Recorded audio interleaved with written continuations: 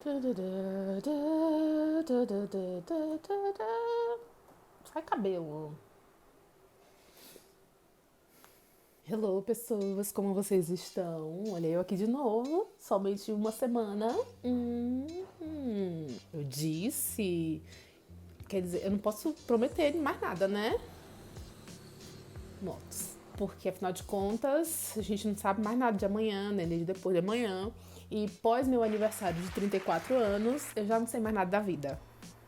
O que eu tinha planejado era até sábado, passou sábado, não tenho mais nada planejado. Mas pelo menos a minha rinite melhorou. Ui! E hoje eu vim aqui falar de um assunto que eu até falei lá no Instagram, que eu ia fazer um vídeo sobre a relação de nós millennials com produtividade. É uma relação bastante problemática e eu diria até um relacionamento meio abusivo. Tudo começou quando eu recebi uma mensagem de uma menina mais ou menos de 24 anos no Instagram me dizendo que eu era tóxica porque eu só posto coisas sobre descansar, ter tempo livre, sobre parar e que trabalho é uma coisa... que trabalho envolve suor e sacrifício e que para conquistar as coisas envolve suor e sacrifício. Porque eu posto coisas sobre descansar, lidar com ansiedade, etc. Eu sou uma pessoa tóxica porque eu tô o tempo todo falando para as pessoas pararem. Isso me fez pensar em quem eu era quando eu tinha 20 e poucos anos e também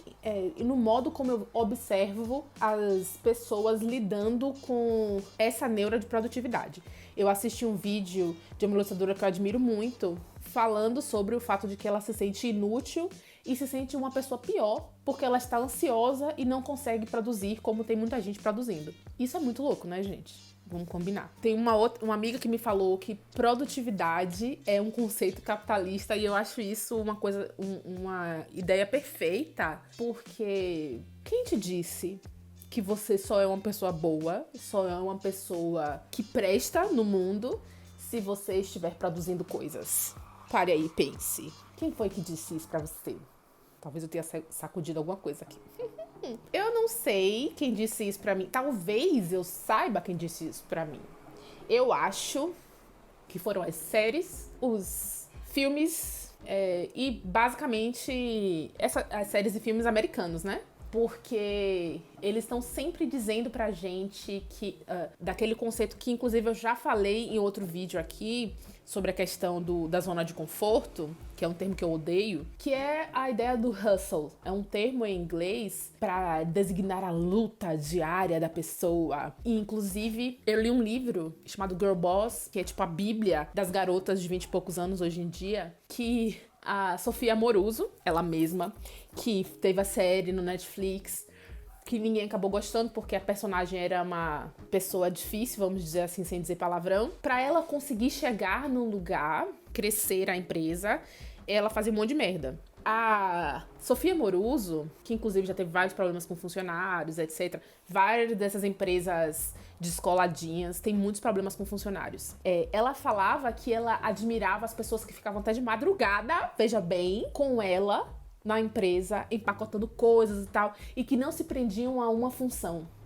Ou seja, ela que tá ficando milionária, mas ela admira o funcionário que tá ali na sombra dela, criando o império dela. Veja bem, porque não é o funcionário que tá ficando milionário. É a lógica que eu sempre me perguntei desde criança quando você vai construir um prédio. Você tem as pessoas que pensam o prédio e as pessoas que levantam o prédio. As pessoas que levantam o prédio, elas correm risco de morrer. Peraí que eu preciso coçar meu nariz pra variar.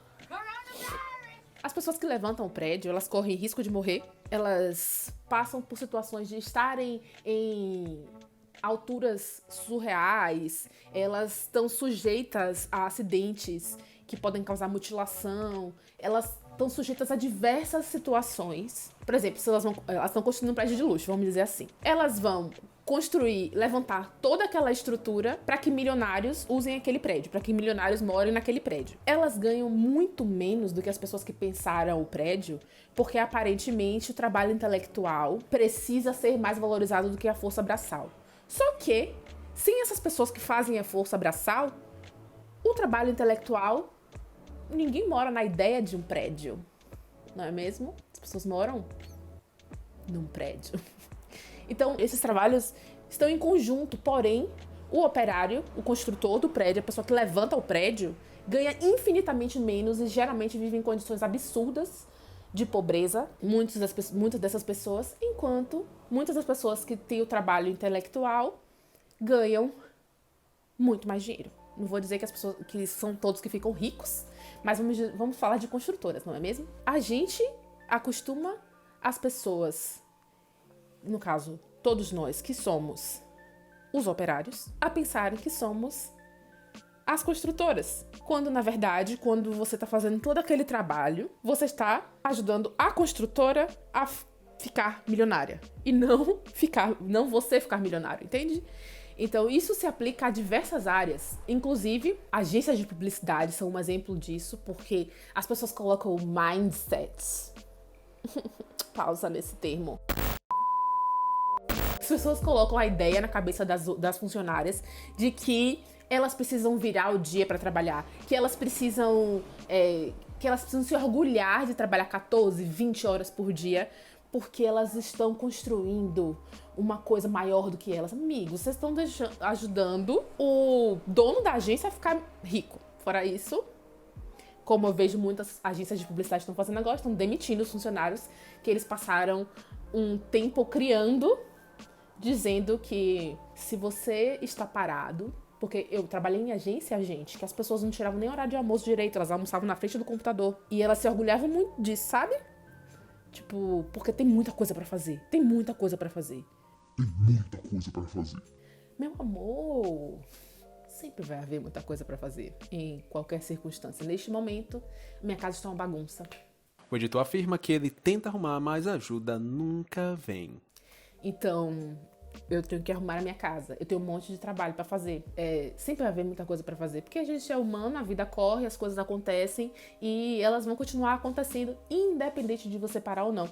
Eu vou dizer pra vocês uma coisa que eu disse pra meu pai, porque ele é um workaholic. Eu sou um workaholic. Então eu estou o tempo todo tentando consertar isso, porque eu sei que é um pensamento que fizeram a gente acreditar que é importante, mas que é uma bosta. Afinal de contas, agora eu estou presa em casa e eu perdi várias oportunidades durante o ano passado porque eu optei por ficar muitas horas trabalhando quando eu poderia reduzir as minhas horas de trabalho e trabalhar de uma maneira mais eficiente e ter o restante do tempo livre, porque eu tenho essa escolha, eu tenho esse privilégio, que não deveria ser um privilégio. Eu tenho esse privilégio e eu poderia trabalhar 4 horas, fazer os trabalhos daquele dia, organizar esse tempo para eu ter mais tempo livre, poder ir no museu, poder ver meus amigos, poder andar na rua, coisas que agora eu não posso fazer de fato. A quarentena me fez pensar muito nesse conceito de workaholic, que é uma bosta, mas que faz a gente achar que a gente é muito superior porque a gente é workaholic. Mas voltando para meu pai, ele é um workaholic. Ele cresceu nos baby boomers, né, que é aquela geração que pensava em termos de trabalhos tradicionais e tal. E ele não sabe lidar com a realidade em que ele não esteja trabalhando. E agora ele pode sair mais cedo porque ele trabalha em mercado e o mercado tá tendo uns horários... O mercado onde ele trabalha tá tendo uns horários mais modulados, né? Não sei como é que fala. Pra que ele possa preservar e se arriscar menos. Mas ele disse que ele não consegue sair do trabalho mais cedo. Você reconhece essa frase? Tem muita gente que diz isso. Não porque não pode, mas porque não consegue. A, porque se sente culpado se sair do trabalho mais cedo.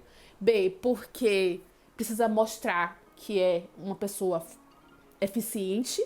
E C, porque você acaba criando essa ideia de que você precisa provar o tempo todo que você é indispensável. E aí eu começo a utilizar a soteropolitana, porque não sei se você sabe, mas em Salvador a gente trabalha na base da brutalidade. Disse a ele, meu pai, sai no horário porque morto não trabalha. E eu digo isso pra você também, amiguinho. Você que é workaholic, que gasta toda a sua vida só trabalhando, pensando em trabalho. Morto não trabalha. E eu posso estar falando isso em termos de pandemia, mas antes disso já existia gente que trabalhou. Eu vi documentários, inclusive, de pessoas que trabalharam 30 horas, tipo, direto. Levantaram da cadeira e morreram. Tafa, morte súbita, várias questões assim, entendeu? Então se preserve. Faça o favor pra você de não deixar que esse conceito de produzo, logo existo, produzo, logo sou, contamine a sua cabeça, porque a gente precisa trabalhar, mas o trabalho não deveria definir a nossa vida. E se define a nossa vida agora, tá errado. A sociedade tá errada. Afinal de contas, a gente deveria trabalhar para que isso custeasse a nossa vida e não trabalhar para que isso definisse a nossa vida, entende? Eu não sei se eu me fiz clara nesse vídeo, mas eu acho que uma sociedade justa é uma sociedade em que você trabalha, sim, para pagar as suas despesas, mas que esse trabalho ele te ajude a ter qualidade de vida, só que você não dependa dele para ter qualidade de vida. Daí que vem os conceitos de renda básica. Tem alguns países no mundo que já estão colocando a renda mínima para as pessoas, para que elas possam minimamente poder escolher o trabalho que elas fazem, sabe? Eu tava lendo um livro que fala inclusive sobre isso, sobre anticapitalismo no século XXI, e ele fala que a questão da renda mínima, que não deveria ser auxílio emergencial, devia ser uma renda mínima, é muito importante para que as pessoas tenham o direito de não escolher subempregos, porque elas vão ter uma renda para comer, uma renda para pagar as despesas básicas da vida. Se a gente tá vivendo para trabalhar, a sociedade é que tá errada. Você não tem que... Se você pode fazer isso neste momento, você não tem que se adaptar à ideia de viver para trabalhar. Você trabalha para custear as despesas da sua vida, mas não pode esquecer da qualidade de vida, não pode esquecer da sua saúde mental, não pode esquecer que o trabalho não pode definir a vida da gente. E se ele está definindo a vida da gente, tem alguma coisa errada. A gente está vivendo numa sociedade que está escravizando uns, vamos dizer assim, para enriquecer outros. E é essa a questão da produtividade. Tem sempre alguém ficando rico às suas custas. E quando você é empreendedor, ninguém tá ficando rico. Nem você. Digo isso porque eu sou empreendedora. Então, calma com a produtividade. Tá bem? Fui meio séria hoje. Semana passada o pessoal disse: nossa, seu vídeo foi leve e tal. Mas, amores, eu não tenho como ser leve o tempo todo, tá bom? Às vezes a gente precisa falar sério. Beijo. Tchau.